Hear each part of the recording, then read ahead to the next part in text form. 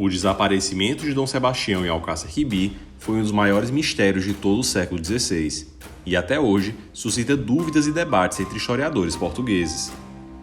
E o que poucos sabem é a quantidade de farsantes que ousaram fingir ser o rei regressando de batalha a fim de conquistar o trono sem merecer.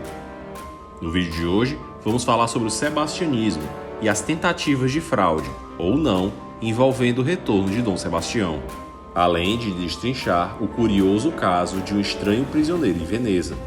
Mas antes de começar essa fascinante história, já deixa o dedo no like e se inscreva agora mesmo aqui no canal para não perder as novidades por aqui. Como foi devidamente abordado nesse vídeo aqui no canal, Dom Sebastião I de Portugal, ávido em conquistar o Império do Marrocos para a cristandade, se lança no deserto com mais de 20 mil homens, onde acaba por perder a Batalha de Alcácer Quibir. Segundo os relatos da batalha, Sebastião, lutando valentemente com uma armadura formidável, se lançava em meio aos mouros, combatendo os muçulmanos em sua cruzada no norte africano. No entanto, o rei, após horas de combate, simplesmente desapareceu. Os nobres com quem ele combatia o perderam de vista e a formação, com o passar das horas, acabou por ruir. Após o fim da batalha, procuraram pelo cadáver do rei, sem que, no entanto, ninguém o encontrasse. De fato, com dezenas de milhares de corpos nus após terem sido roubados, mutilados, decepados e dilacerados, era difícil a identificação do rei. Até porque, por mais que Dom Sebastião fosse loiro ou quase ruivo, em seu exército combatiam também milhares de alemães e belgas. Até que um dos guias portugueses encaminha o provável cadáver de Dom Sebastião. Um cadáver verdadeiramente irreconhecível.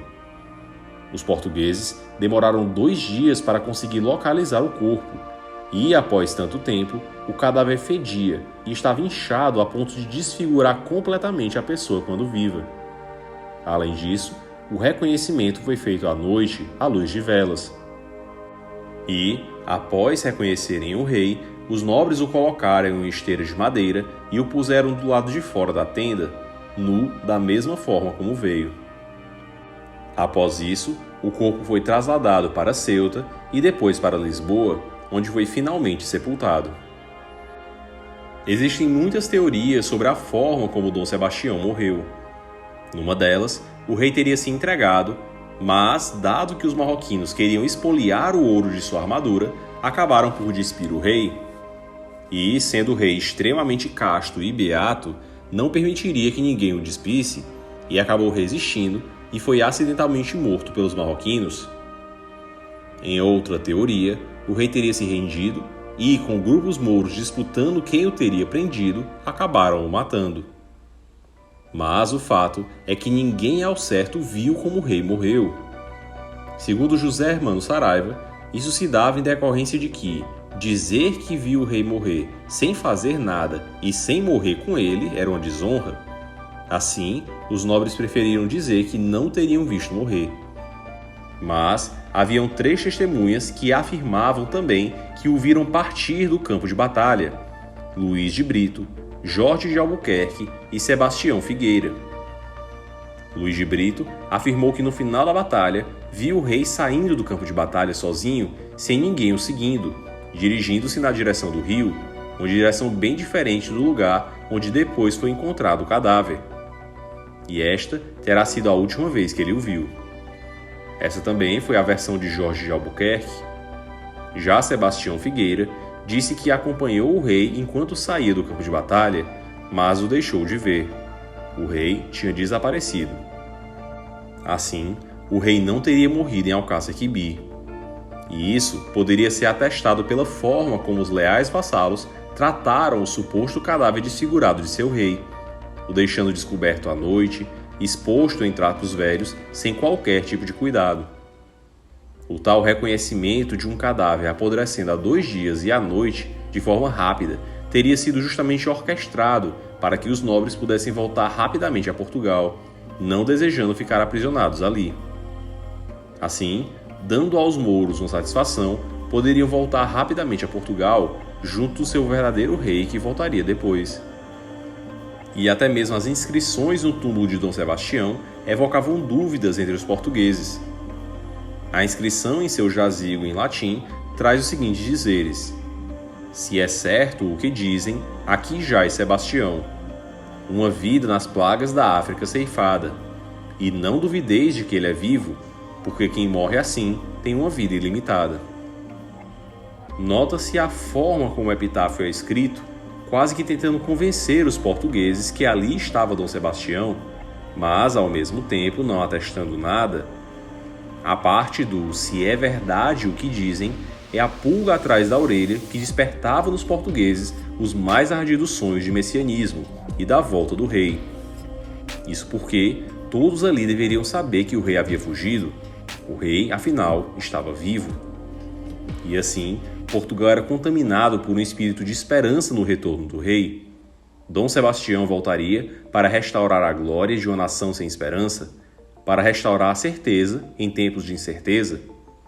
O ímpeto do jovem rei, sua determinação, seria um remédio para os desafios, invasões e crises que Portugal e suas possessões ultramarinas passavam pelo mundo. E esse sentimento era ainda reforçado por trovas obscuras e proféticas de um sapateiro do Trancoso. Um sapateiro chamado Bandarra, na época do nascimento de Dom Sebastião, compôs versos messiânicos que supostamente profetizariam o retorno do rei. Bandarra tinha versos extremamente confusos, obscuros e mal escritos, mas que casavam poeticamente com o que ocorreria 20 anos depois em Alcácer Quibir. Em uma de suas trovas está relatado que "já o leão é esperto muito alerto, já acordou anda a caminho, tirará cedo do ninho o porco e é muito certo, fugirá para o deserto, do leão e seu bramido, demonstra que vai ferido desse bom rei encoberto." Assim, de acordo com Bandarra, o rei Dom Sebastião, o rei encoberto, como o leão, voltaria do deserto, de onde retiraria o porco. Bandarra é uma figura que merece um vídeo futuro aqui no canal e que está intimamente ligado à ideia messiânica do Quinto Império e ao criptojudaísmo. O fato dele ter feito essas trovas messiânicas na infância de Sebastião despertava nos sebastianistas o fervor da esperança do retorno do rei. No entanto, conscientes do desejo da volta de Dom Sebastião, muitos farsantes se aproveitavam para tentar conseguir o trono português, apoiados na esperança do povo. Mas essa era uma missão arriscada de vida ou morte. O sucesso significava conseguir o trono de um império ultramarino e o fracasso, a morte. O fracasso assegurava um desastre completo, mas o sucesso, o sonho de qualquer homem, virar rei. E não um rei qualquer, o rei de um império ultramarino com territórios em todos os continentes do mundo conhecido. Assim, muitos farsantes surgiram tentando se passar por Dom Sebastião. Um dos casos mais famosos é o de Gabriel Espinosa, um pasteleiro com enorme semelhança física com Dom Sebastião. Convencido pelo frei Miguel de los Santos, chegou até mesmo a se corresponder com a sobrinha de Filipe II, Ana de Áustria, que era freira, e com quem cogitou pedir a dispensa papal para casar. Tendo ele aparecido na Espanha, acabou sendo capturado e desmascarado, sendo descoberto ser ele fruto de uma farsa oriunda de um conluio com o frei, justamente para tentar usurpar o trono português, com ambos sendo condenados à morte. As aventuras do frei Miguel de los Santos e do Sebastião Pasteleiro serão temas futuros aqui no canal. Mas o caso mais consternador de Dom Sebastião foi o mistério do Dom Sebastião de Veneza. 20 anos depois do desaparecimento do rei em Alcácer Quibir, surgiu em Veneza um homem que dizia ser o rei Dom Sebastião de Portugal. Nos anos seguintes ao desaparecimento do rei, tinham surgido centenas de impostores que diziam ser o desaparecido, mas todos foram desacreditados e mortos. Mas o estranho de Veneza era diferente desses outros sujeitos que diziam ser o rei desaparecido, revelando-se como o caso mais interessante. Não só ele surgiu 20 anos depois, como tinha algumas características que o tornavam especial. Dizem que ele era extremamente parecido com Dom Sebastião, e até mesmo que os portugueses que habitavam Veneza chegaram a aceitá-lo como rei. Esse fato chamou a atenção de pessoas importantes, desde o Papa até o rei da Espanha, Filipe III. E Filipe respondeu acusando o impostor de vários crimes e, através do seu embaixador em Veneza, mandou-o prender. No entanto, a prisão só serviu para chamar ainda mais a atenção dos sebastianistas. João de Castro, por exemplo, que era neto do vice-rei da Índia e filho do diretor de finanças do reinado de Dom Sebastião, divulgou ainda mais as crenças sebastianistas, levantando no reino a desconfiança com a prisão do impostor. Também Sebastião Figueira, um dos homens que dizia ter visto Dom Sebastião sair da batalha, afirmou que aquele era o rei Dom Sebastião desaparecido.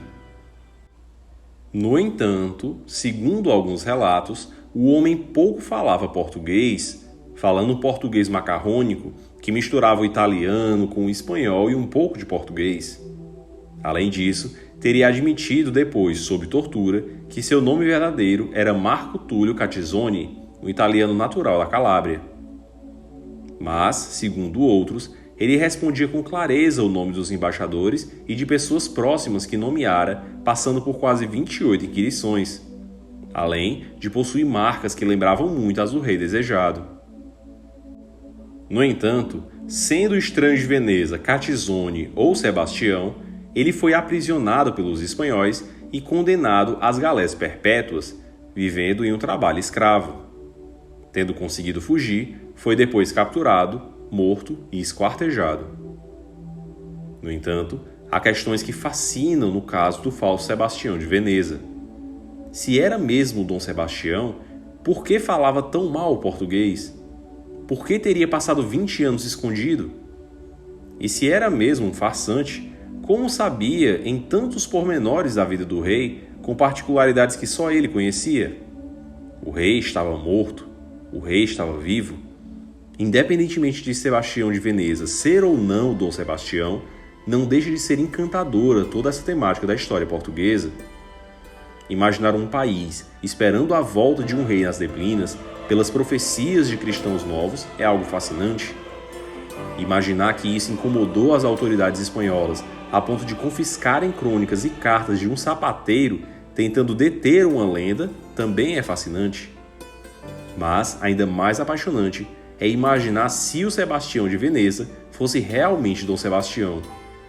Imaginar um rei partindo em uma cruzada e tentando a todo custo voltar ao trono, com seu povo o esperando e não conseguindo pelo interesse dos poderosos que usurparam o trono para si.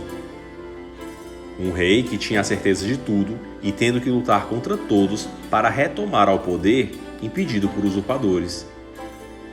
E, igualmente fascinante, é a perspectiva de ser o Sebastião de Veneza um vigarista, arriscando a própria vida para ascender ao trono do Império Português, conseguindo enganar muitos nobres portugueses desejosos pela volta de Dom Sebastião.